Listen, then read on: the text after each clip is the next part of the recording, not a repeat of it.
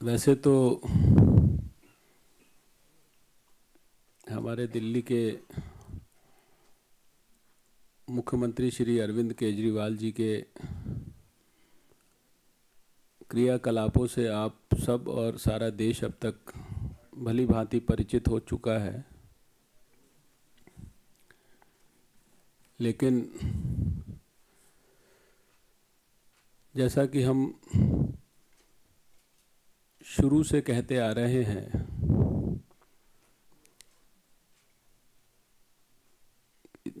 here is a creation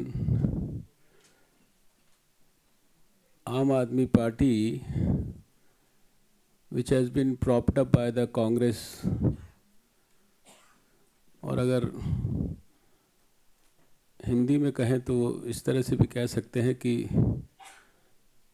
इनके साथ देसी पंजा और विदेशी हाथ, ये दोनों चीज़ें मिलाकर इनकी सहायता से अरविंद केजरीवाल जी ने, ऐसा लगता है कि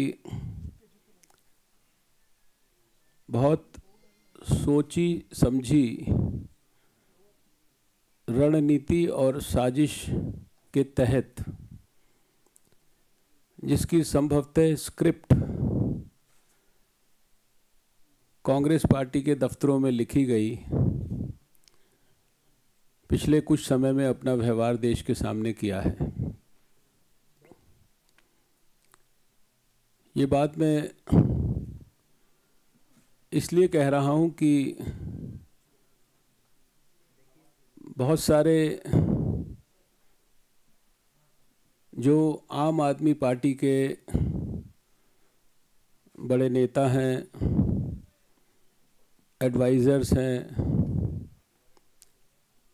और अगर आपको कभी मौका लगे तो बहुत सारी चीज़ें नेट पर भी उपलब्ध हैं। उनकी जो वेरियस कमेटीज़ हैं जिनमें वो नीति बनाते हैं, उनके साथ जुड़े हुए लोग या तो कांग्रेस के बड़े नेता राहुल गांधी जी के एडवाइज़र रहे हैं, या फिर वो विदेशी संस्थाओं से जुड़े हुए रहे हैं, और या फिर प्रत्यक्ष या अप्रत्यक्ष अमेरिका की फोर्ड फाउंडेशन जैसी ऑर्गेनाइजेशन से लगातार बड़ी मात्रा में डोनेशंस लेते रहे हैं। और खाली फोर्ड फाउंडेशन ही नहीं, और बहुत सारी ऐसी संस्थाएं हैं विदेशों की जहां से उनको डोनेशंस मिलते हैं। फोर्ड फाउंडेशन के CIA से लिंक्स वो वेल एस्टैब्लिश्ड हैं, और उनके बारे में पर्याप्त जानकारियां, जिनका रिसर्च में इंटरेस्ट हो वो पर्सनल लेवल पर मुझे अपने मेल IDs देंगे तो मैं उनके पास भिजवाऊंगा, लेकिन पर्याप्त मात्रा में नेट पर उपलब्ध हैं।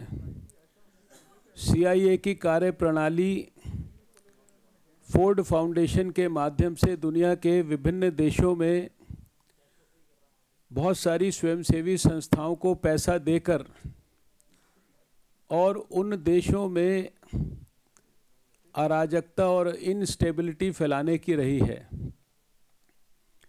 अभी जिस प्रकार का व्यवहार पिछले 49 दिन में, पहले दिन से लेकर और आखिरी दिन तक दिल्ली के मुख्यमंत्री श्री अरविंद केजरीवाल जी ने किया, उससे ये स्पष्ट हो गया है कि उनको कभी भी सरकार बनाकर गंभीरता से सरकार चलाने में कोई इंटरेस्ट नहीं था। सरकार में आकर सरकार चलाकर जनता की समस्या का समाधान करने में उनका कोई इंटरेस्ट नहीं था। कोई भी दिल्ली में इशू रिजॉल्व हो जाए, इस बात में उनका कोई इंटरेस्ट नहीं था। अपितु किसी न किसी रूप में दिल्ली में और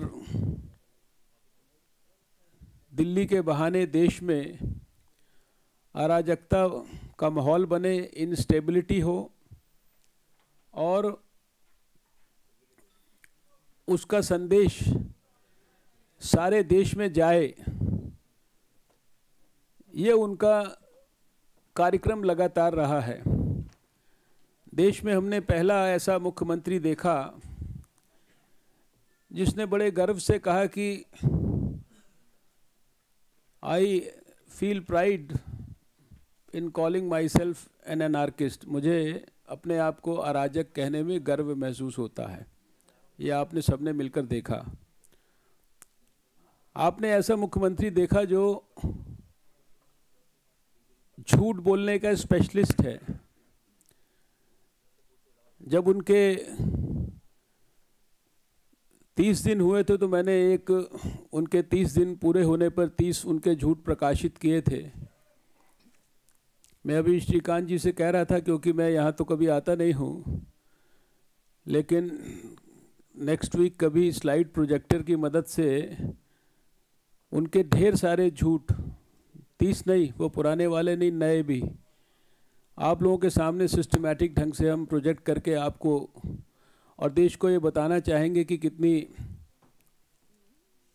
सफाई के साथ वो देश के सामने दिन रात झूठ बोलते हैं।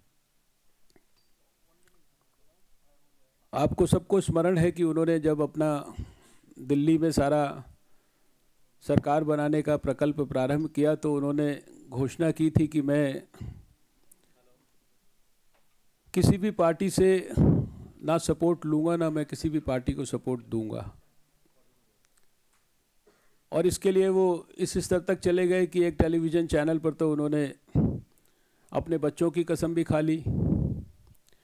लेकिन फिर हम सब ने देखा कि शुचिता की दुहाई देने वाला, भ्रष्टाचार के खिलाफ संकल्प लेकर बहुत बड़े बड़े भाषण और उपदेश देने वाला, अपने आप को दुनिया का सबसे ईमानदार पॉलिटिशियन बताने वाला और सारे दुनिया के सारे पॉलिटिशियंस को बेईमान और भ्रष्ट बताने वाला, पब्लिक लाइफ में प्रोबिटी की बात करने वाला, नए किस्म की राजनीति देश में लाने का ऐलान करने वाला, राजनीति को हम क्लीन कर देंगे, बिल्कुल स्वच्छ कर देंगे, उसी आदमी ने अपने ही घोषणा करने के बाद दिल्ली के अंदर जिनको वो कहता था और जो वास्तव में है और जिसको हम भी भ्रष्टाचार का पर्यायवाची मानते हैं, कांग्रेस पार्टी, जिसने खाली देश में ही नहीं अंतर्राष्ट्रीय स्तर पर घोटालों के सारे रिकॉर्ड्स को तोड़ा है। 30 करोड़ रुपए के जीप घोटाले से 1948 में शुरू किया और अभी 2014 पे हम जब बात कर रहे हैं तो उनका जो सबसे बड़ा घोटाला है वो 1,86,000 करोड़ का है। काफ़ी प्रगति उन्होंने की है देश में। उन्हीं की समर्थन से उन्होंने सरकार बनाई। इसीलिए मैंने आपको शुरू में कहा कि देसी पंजा और विदेशी हाथ, इन दो की सहायता से उन्होंने यहाँ पर सरकार बनाई।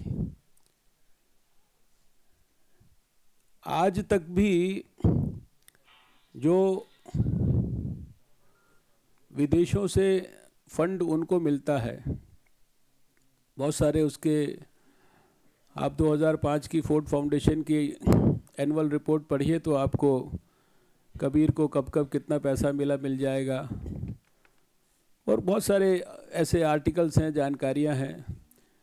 अभी होम मिनिस्ट्री ने उनके खिलाफ जो इंक्वायरी शुरू की हुई है उसके बारे में हाई कोर्ट में 2 बार पेशी हो चुकी है। 30 सवाल हाई कोर्ट ने पूछे, लेकिन फॉरेन कंट्रीब्यूशन रेगुलेशन एक्ट के तहत जो उसका वायलेशन उन्होंने किया, उसका आज तक वो सेटिस्फैक्ट्री जवाब जो है दे नहीं पाए हैं। मैं समझता हूँ देश का ये अधिकार है ये जानना कि ऐसी संदिग्ध संस्थाएं जिनके ऊपर सारे दुनिया के अंदर ये आरोप है कि वो सारे दुनिया में पैसे को डोनेशन के रूप में देकर उसके बदले में उन देशों में किसी न किसी रूप में अराजकता फैलाती हैं। हम अपने सभी विधायकों के साथ भारत के राष्ट्रपति श्री प्रणब मुखर्जी के पास भी पिछले दिनों में गए थे। हमने वहाँ पर उदाहरण के रूप में एक ऐसी महिला का उनसे जिक्र किया था जिसका नाम ली है, जो न्यूयॉर्क यूनिवर्सिटी की रिसर्चर है। उसका CIA से एस्टैब्लिश्ड लिंक है, जो भारत के अंदर अरविंद केजरीवाल और उनके साथी मनीष सिसोदिया की कबीर संस्था के साथ जुड़ी रही है। उनको वो यहाँ पर मार्गदर्शन करती रही है कैसे मोहल्ला सभा, कैसे कौन कौन सी मीटिंग्स कहाँ कहाँ ऑर्गेनाइज की जा सकती हैं। और यही महिला कभी इजिप्ट में, कभी कायरो में, कभी छाड में, कभी दूसरे देशों में, कभी तहरीर स्क्वायर पर जो आंदोलन होते हैं उनके साथ भी उसका जुड़ा हुआ इतिहास जो है कहीं ना कहीं ढूंढने पर उपलब्ध हो जाता है। उसने जो रिसर्च पेपर्स लिखे हैं वो भी पढ़ने पर उसकी जो एक्टिविटीज़ हैं उसकी बहुत सारी जानकारियाँ मिल जाती हैं। लेकिन आज तक ये लोग जो टेलीविज़न चैनल पर आकर बहुत बड़ी बड़ी बातें करते हैं, उनमें से तो एक ऐसे हैं जो बहुत सोफिस्टिकेटेड स्पोक्समैन हैं, बड़ी सॉफ्ट भाषा में बोलते हैं, लेकिन वो राहुल गांधी जी के बहुत समय तक एडवाइज़र रहे हैं। कुछ ना कुछ मेरा ख्याल से शायद जर्नलिज़म वगैरह से भी उनका कुछ लिंक है, सेफोलॉजी से भी कुछ लिंक है। अब ये सारे लोगों का हमारा ये कहना है कि कांग्रेस की लिखी हुई स्क्रिप्ट पर इन्होंने दिल्ली में सरकार दिल्ली वालों को और देश वालों को धोखा देने के लिए बनाई। और जितने 18 पॉइंट्स जिनको हाईली पब्लिसाइज किया, शायद सरकार बनाने के पीछे उद्देश्य भी ये था कि सरकार में जब आदमी मुख्यमंत्री बन जाता है तो रोज़ टेलीविज़न चैनल पर रहने का भी मौका अच्छा रहता है। अब मुझे 32 सीटें मिली, उनको 28 मिली, मुख्यमंत्री वो बन गए, तो स्वाभाविक है कि आपने दिन भर उन्हें ही दिखाना था, हमें तो बहुत कम दिखाना था। तो सारे देश में जो है प्रचार और टेलीविज़न चैनल्स का और टेलीविज़न की स्क्रीन का इस्तेमाल करके सारे देश को गुमराह करने का काम उन्होंने पिछले समय में किया क्या? जितने विषय उन्होंने देश के सामने, दिल्ली की जनता के सामने रखे, किसी गरीब बस्ती के लिए कोई योजना नहीं बनी, किसी अनऑथराइज्ड कॉलोनी में कोई डेवलपमेंट का नया काम नहीं हुआ, किसी गांव के विकास के लिए कोई नई योजना नहीं बनी, कोई काम नहीं हुआ, वहाँ कोई लाल डोरा नहीं बढ़ा। हमने देखा कि किसी झुग्गी झोपड़ी के अंदर बड़े बड़े लाउड टॉल प्रॉमिसेस किए थे, कोई तुम्हारे लिए एकदम ऐसे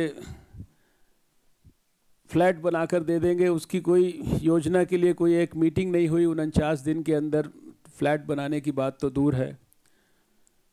ये जो आपके लुटियंस दिल्ली में, तो जब वो प्रचार करने जाते थे तो जो सर्वेंट्स क्वार्टर में जो लोग रहते थे उनको बोलते थे कि जिस क्वार्टर में रहते हो ये क्वार्टर ही तुम्हारे नाम करवा देंगे हम। स्कूलों के अंदर, अस्पतालों के अंदर, पानी के लिए, बिजली के लिए, जितने दिल्ली की समस्याओं से जुड़े हुए विषय हैं, ट्रांसपोर्ट है, सड़कों पर ट्रैफिक का कंजेशन है,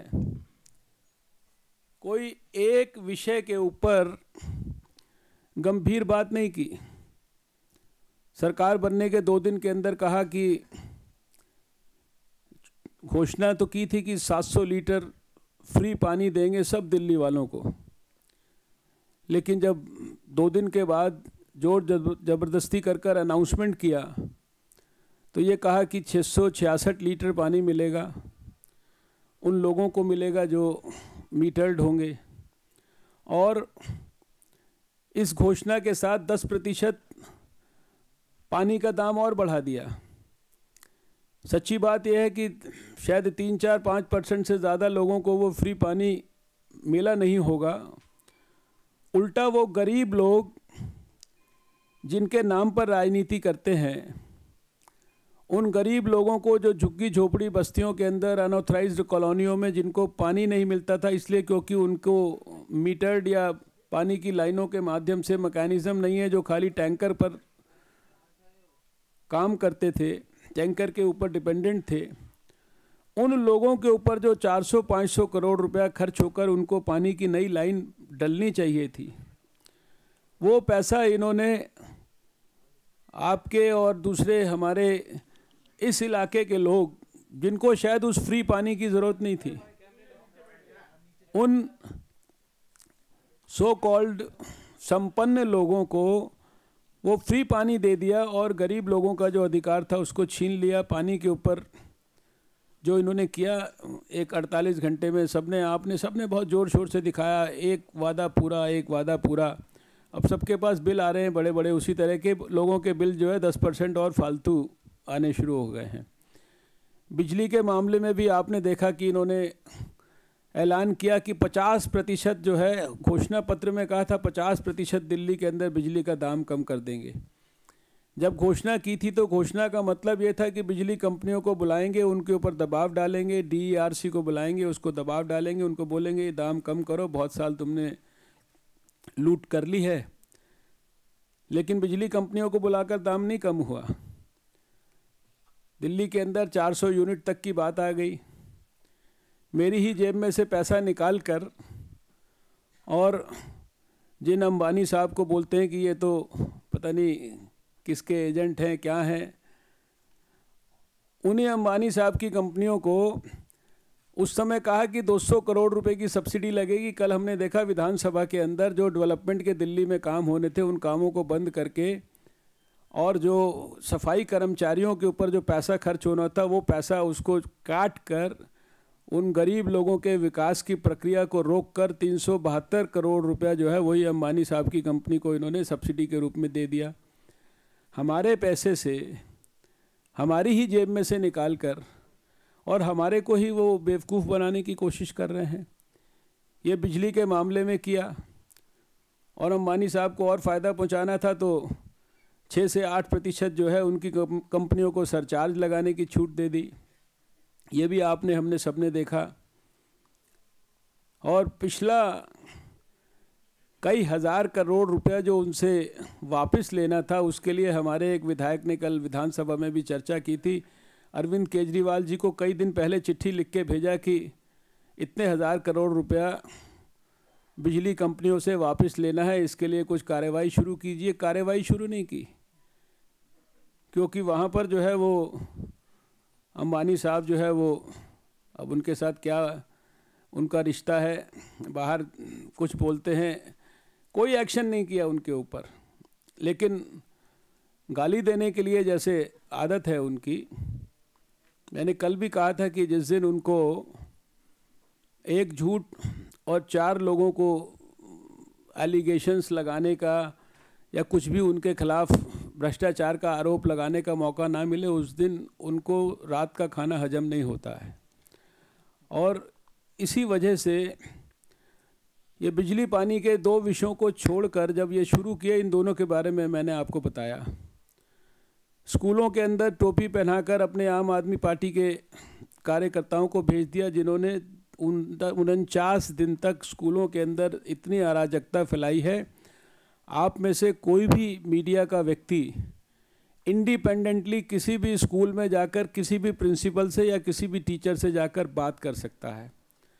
अस्पतालों में जाकर आम आदमी के पार्टी के कार्यकर्ताओं ने टोपी पहनकर जिस प्रकार की अराजकता फैलाई है, मैं इतने साल हेल्थ मिनिस्टर रहा, मैंने कभी ऐसी शिकायत नहीं सुनी कि कोई पॉलिटिकल पार्टी का कार्यकर्ता किसी ऑपरेशन थिएटर में घुसकर और डॉक्टरों से और नर्सों से बदतमीज़ी करना प्रारंभ कर दे।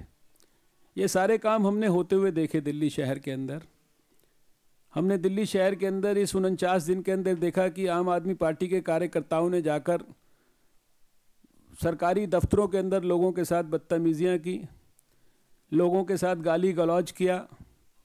हमने इन्हीं 49 दिनों के अंदर देखा कि आम आदमी पार्टी के कार्यकर्ता दिल्ली के टीबी अस्पताल के अंदर कुल्हाड़े लेकर और झुग्गी झोपड़ी के लोगों को लेकर चले गए कि ये टीबी हॉस्पिटल है, इसकी बहुत सारी ज़मीन है, ये सब तुम्हारी ज़मीन है, जनता की ज़मीन है, इसको लूटो।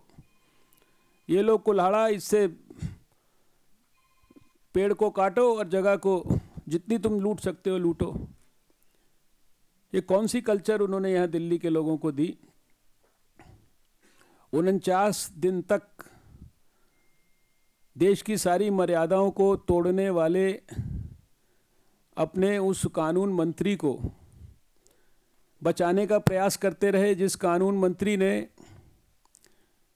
विदेशी महिला का अपमान किया, हमारी देसी महिला कमीशन का अपमान किया, देश के बड़े नेताओं को, देश के सॉलिसिटर जनरल को किस प्रकार से गालियां देकर अपमानित किया, जजेस को अपमानित किया, लॉ सेक्रेटरी को अपमानित किया, जजेस के लिए कहा कि तुम्हारे को सबको मीटिंग मेरे कमरे में आकर करनी पड़ेगी, इसके लिए लॉ सेक्रेटरी को धमकाया। और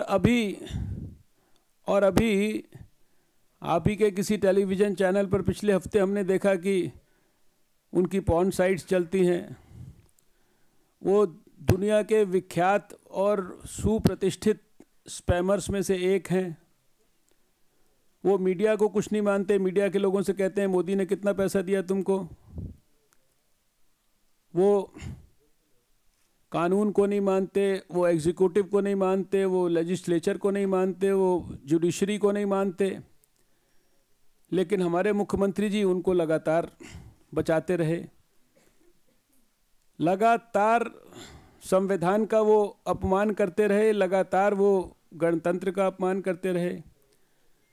जो कुछ वहाँ पर देखा हमने रेल भवन पर, जो 24 घंटे से लेकर 48 घंटे के बीच में हुआ, लेकिन वो पहली रात में बहुत ज़्यादा ठंड थी वहाँ पर, इसलिए वो धरना अगले दिन ही समाप्त हो गया। मैं तो आपको सबको, मीडिया के कुछ लोगों को सलाम करना चाहता हूँ। मैंने कुछ टेलीविज़न के जर्नलिस्ट को देखा, वो तो सुबह सुबह जो है शराब की बोतलों की फ़ोटो भी खींच लाए उस धरने से, उन्होंने सारे देश को दिखा दी। मैं उन जर्नलिस्ट को भी सलाम करना चाहता हूँ कि जिन्होंने, जब उन्होंने कहा कि यहाँ पर हमें कोई व्यवस्था नहीं हो रही, पानी की भी व्यवस्था नहीं है, चाय पीने की भी व्यवस्था नहीं है, तो मैंने उन जर्नलिस्ट को भी देखा कि उन्होंने फ़ोटो खींच के वहाँ पर लोगों को चाय पीते हुए, पिकनिक मनाते हुए भी दिखा दिया।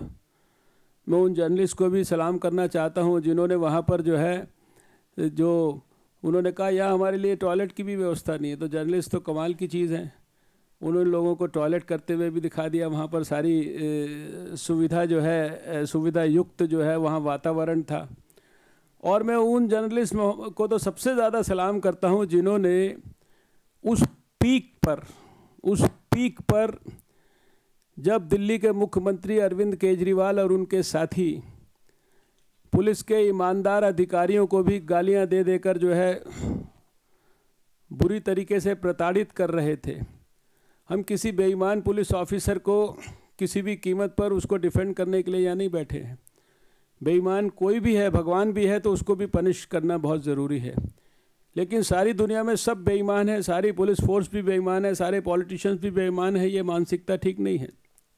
तो हमने एक नेट के ऊपर फ़ोटो देखा जिसमें हमने देखा कि रात को धरने पर मुख्यमंत्री जी बहुत गहरी नींद में सोए हुए हैं, 4 कंबल हैं उनके ऊपर, और उनकी सुरक्षा के लिए मैंने देखा उसी ठंड के अंदर बेचारे वो पुलिस वाले वहाँ ढेर सारे जो है उनकी सुरक्षा कर रहे हैं। हमने उसी धरने के ऊपर मुख्यमंत्री जी का वो भाषण सुना जिसमें उन्होंने कहा कि मैं दुनिया का, मतलब मुझे अराजक होने में, कोई कहलाने में अपने आप को तकलीफ़ नहीं है। उसी धरने के ऊपर उन्होंने कहा कि ये 26 जनवरी क्या है, इस गणतंत्र दिवस का क्या मतलब होता है। ये गणतंत्र तो ये बड़े बड़े वीआईपीज़ का कोई पिकनिक का तमाशा है। मैं तो एक आवाज़ लगाऊंगा, सारे लाखों लोगों को यहाँ इकट्ठा कर दूंगा, गणतंत्र दिवस की सारे कार्यक्रम को रोक दूंगा मैं। और हालांकि वहाँ जहाँ उन्होंने सारी दिल्ली को बुलाया था वहाँ 500 लोग भी नहीं पहुँचे। और फिर उसके बाद हमने ये भी देखा कि उन्होंने दिल्ली में उसी स्थान पर पुलिस वालों को कहा कि वर्दी उतार के फेंक दो अपनी, आ जाओ हमारी आम आदमी पार्टी में। हमने यहाँ छत्रसाल स्टेडियम में वो प्रोग्राम भी देखा जिसमें उन्होंने बच्चों के सामने गणतंत्र दिवस का जब संदेश दिया तो लोगों को कहा कि वो धारा 144 जो लगी हुई है वो गलत है, कानून भी गलत है, ये संविधान भी गलत है। आप मुख्यमंत्री के रूप में जो है क्या देश के लोगों को बताना और पढ़ाना चाहते हैं? ये जो सारा कुछ हम लोगों ने देखा और उसके बाद आपने अभी जो देखा, कल जो देखा, ये सारा जितना भी सारा कार्यक्रम चल रहा है ये आम आदमी पार्टी और कांग्रेस पार्टी के सोची समझी रणनीति के तहत हो रहे हुए अनैतिक गठबंधन के तहत ये सारी फिल्म चल रही है। और ये फिल्म जो बनाई गई है, कांग्रेस को लगता है कि शायद अब देश में नरेंद्र मोदी जी के साथ लड़ना जो है उनके बस की बात नहीं है, तो कुछ ना कुछ खड़ा करते रहते हैं। कभी कोई सीबीआई जैसी एजेंसीज़ को पकड़ लेते हैं, कभी किसी एनजीओज़ को पकड़ लेते हैं, कभी कुछ पुलिस ऑफिसर्स को पकड़ लेते हैं। फिर देखा कि सारे देश के कोर्ट्स ने भी नरेंद्र मोदी जी के खिलाफ जितने जजमेंट्स जो हैं जिनकी उम्मीद करते थे वो भी सब पक्ष में दे दिए हैं। तो फिर ये आम आदमी उनको मिल गए हैं। अब इन आम आदमी की सहायता से जो स्क्रिप्ट चल रही है उसमें मेरा ये कहना है कि दिल्ली के लोगों को कहा था कि जन लोकपाल बिल 15 दिन में हम देश के सामने लेकर आएंगे। रामलीला मैदान के अंदर आपको 15 दिन के अंदर जन लोकपाल बिल प्रस्तुत करेंगे। सरकार को 49 दिन मिला। किसी भी कानूनी और संवैधानिक प्रक्रिया के तहत भी लेफ्टिनेंट गवर्नर, होम मिनिस्ट्री और लॉ मिनिस्ट्री से घुमाकर वापस लाकर भी कम से कम शायद 3 बार 4 बार ये प्रक्रिया पूरी हो सकती थी 49 दिन के अंदर अगर चाहते तो। जन लोकपाल बिल को वास्तव में अगर दिल्ली के या देश के लोगों के लिए ये दिल्ली की भारत की राजधानी में लाना चाहते तो कर सकते थे, लेकिन वो नहीं किया। ये कहा कि हम तो संविधान से ऊपर हैं, हम जो रूल मानेंगे वो ठीक है, जो रूल हमें पसंद नहीं वो रूल असंवैधानिक है। और जिस जन लोकपाल बिल के लिए इतना हू हल्ला किया, वो जिस दिन विधानसभा में कल प्रस्तुत करने की बात थी तो पहले दिन रात को 12 बजे हमारे विधायकों के पास आया, दरवाज़ा खटखटा के हमें 12 बजे रात में जो है मैसेंजर देकर जा रहा है। यानी ना उसको आप विधायकों के साथ शेयर कर रहे हैं, ना मीडिया के साथ शेयर कर रहे हैं। मीडिया में हो सकता है कोई स्मार्ट जो मीडिया के लोग हैं वो कहीं से, आप लोगों के लिए तो सब चीज़ों का एक्सेस है उपलब्ध, और कुछ लोगों को, और देश की जनता से शेयर नहीं कर रहे हैं आप। ऐसा उसमें गुप्त क्या है? हम 5 साल मंत्री रहे हैं, हमें पता है। पता नहीं कितने ऐसे बिल हैं जिनको हम लोगों ने बनाया, कैबिनेट में डिसीजन करते थे, देश में प्रधानमंत्री दूसरी पार्टी के थे, कांग्रेस के थे, बिल को भेजते थे, बिल जो है घूमकर वापस आकर पास होकर जो है असेंबली के अंदर कानून बन जाता था। हमने गौ रक्षा का कानून बनाया, इसी प्रक्रिया से बनाया। हमने दिल्ली का पहला लोकायुक्त का कानून, मैंने स्वयं लॉ मिनिस्टर था, हेल्थ मिनिस्टर भी था उस समय, जो है दिल्ली के अंदर यहाँ पर लाकर प्रस्तुत किया। लेकिन इनको कानून में कोई इंटरेस्ट नहीं था। जहाँ से मैंने बात शुरू की थी मैं वहीं पे आकर उसको आपके सामने लाना चाहता हूँ कि कानून को बनाने में इनका कोई इंटरेस्ट नहीं था। कानून को बनाने में इंटरेस्ट होता तो 49 दिन में सारी प्रक्रियाएं पूरी करके कानून बना सकते थे, वरना उपराज्यपाल महोदय लिखित आदेश दे रहे हैं और ये जिद कह रहे हैं कि इस आदेश का कोई मतलब नहीं है। एक व्यक्ति जो संवैधानिक संस्था का प्रतीक है, उसको आप किसी पार्टी का एजेंट बोल रहे हैं। यानी किसी प्रकार की मर्यादा का आप कोई सम्मान नहीं कर रहे हैं। हर रोज़ जो है आप अराजकता को बढ़ाने वाली बात करते हैं और आपको लगता है कि शायद रोज़ कहते थे कि हमें ना कोई मंत्री बनना, हमें ना कोई पोस्ट लेनी, हमें ना कोई मुख्यमंत्री बनना। फिर हमने देखा सबने मुख्यमंत्री भी बन गए। अब मुख्यमंत्री बन गए तो इच्छा प्रधानमंत्री बनने की पैदा हो गई है, क्योंकि आप ही लोग दिखा देते हो। नरेंद्र मोदी जी इतने, राहुल गांधी जी इतने, दिल्ली के मुख्यमंत्री जी इतने, आप लोग ने अब उनको मुख्य प्रधानमंत्री की कैटेगरी में डाल दिया है। तो अब उनको लगता है कि ये सब छोड़ो, क्योंकि एजेंडा एक ही है, स्क्रिप्ट एक ही जगह से लिखी गई है, उस जगह का नाम है भ्रष्ट कांग्रेस। लेकिन मैं केवल इतना कहना चाहता हूँ कि ये विदेशी धन, विदेशी योजना से चलने वाली, भारत के अंदर रहने वाली और देसी पंजे के द्वारा लिखी गई स्क्रिप्ट के आधार पर काम करने वाली और आम आदमी पार्टी का नाम रखकर आम आदमी को सबसे ज़्यादा चीट करने वाली, गुमराह करने वाली, बेवकूफ़ बनाने वाली पार्टी, ये सारे देश के सामने पूरी तरह से एक्सपोज हो चुकी है। और ये जितना मर्जी प्रयास करें, आज भी ये देश को जवाब नहीं दे पाए हैं अपने उन नेताओं की उन बातों का जिसके आधार पर इन्होंने कश्मीर के अंदर रेफरेंडम की मांग की है और जिसके आधार पर इन्होंने कहा कि कश्मीर को पाकिस्तान को दे दो तो भी हमें फ़र्क नहीं पड़ता, हिंदुस्तान में रहे तो भी हमें फ़र्क नहीं पड़ता, इंडिपेंडेंट हो जाए तो भी हमें फ़र्क नहीं पड़ता, वहाँ आर्मी जो है रहे तो भी कोई फ़र्क नहीं पड़ता, आर्मी हटा ली जाए तो भी कोई फ़र्क नहीं पड़ता, नक्सलवादी इलाकों के अंदर से आर्मी हटा लीजिए। इंस्पेक्टर मोहन शर्मा को, जिस आदमी के शहादत पर सारे देश के आँख से आंसू निकल गया, उसको ये फेक एनकाउंटर बताते हैं। और ऐसे ऐसे लोगों को मिलने के लिए बरेली जाते हैं चुनाव के समय, जिनके सारे बैकग्राउंड के अंदर जो है क्या क्या चीज़ें जो है टेररिस्ट के नाते जो है रिकॉर्ड पर लिखी हुई हैं। तो मेरा ये कहना है कि नरेंद्र मोदी जी को रोकने के लिए ये स्क्रिप्ट लिखी गई है।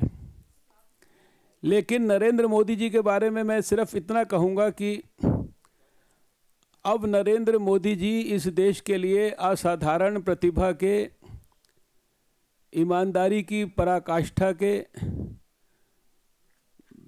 बेस्ट क्वालिटी गुड गवर्नेंस, अब आप भी कहेंगे बेस्ट भी रख रहे हो, उसमें गुड भी रख रहे हो, लेकिन अब मैं क्या कहूँ, गुड गवर्नेंस की जो पराकाष्ठा के लिए कहने के लिए मैंने कहा बेस्ट क्वालिटी गुड गवर्नेंस का अगर कोई इस देश में प्रतीक है जिसने अपने कामों से खाली भारत के अंदर ही नाम नहीं कमाया है, जो देश उनको वीज़ा देने के लिए भी आनाकानी करता था, वो भी आज नैन्सी पावेल को भेजकर उसकी CIA को भी समझ में आ गया है कि अगला प्रधानमंत्री भारत का कौन है, नरेंद्र मोदी है। इसलिए नैन्सी पावेल जो है जाकर नरेंद्र मोदी जी से मिल रही हैं।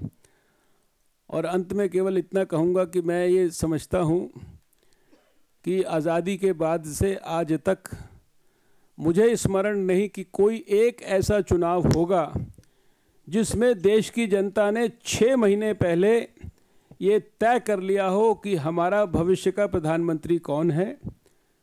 मुझे लगता है कि नरेंद्र मोदी जी को भारत का प्रधानमंत्री बनने से रोकने के लिए अगर अब भगवान भी अपने निर्णय को रिवाइज करेगा तो उसको भी उसकी स्क्रिप्ट लिखने के लिए थोड़ी सी कठिनाई होगी। इसकी केवल औपचारिकता बाकी है। औपचारिकता के 2 पक्ष हैं, एक लोकसभा का चुनाव होना और दूसरा पक्ष इलेक्शन कमीशन के माध्यम से रिजल्ट की घोषणा होना। इसलिए आम आदमी पार्टी ने जो देश के लोगों को, दिल्ली के लोगों को गुमराह किया है, दिल्ली वालों ने तो बहुत नज़दीक से देखा है। आपके पास यहाँ मुझे आने का इसलिए इच्छा हुई कि आपके माध्यम से सारे देश की जनता को भी, क्योंकि अभी खाली हो गए तो सारे देश में जाकर गुमराह करेंगे, देश की जनता को भी ये पता रहना चाहिए कि ये आम आदमी पार्टी क्या है। बाकी शीघ्र ही उनके झूठों के एक बड़े संस्करण के साथ मैं अपने श्रीकांत जी से रिक्वेस्ट करूंगा कि मुझे एक दिन मौका यहाँ पर मिलेगा तो मैं आपके सामने वो स्लाइड प्रोजेक्टर के साथ प्रस्तुत करूंगा। बहुत बहुत धन्यवाद।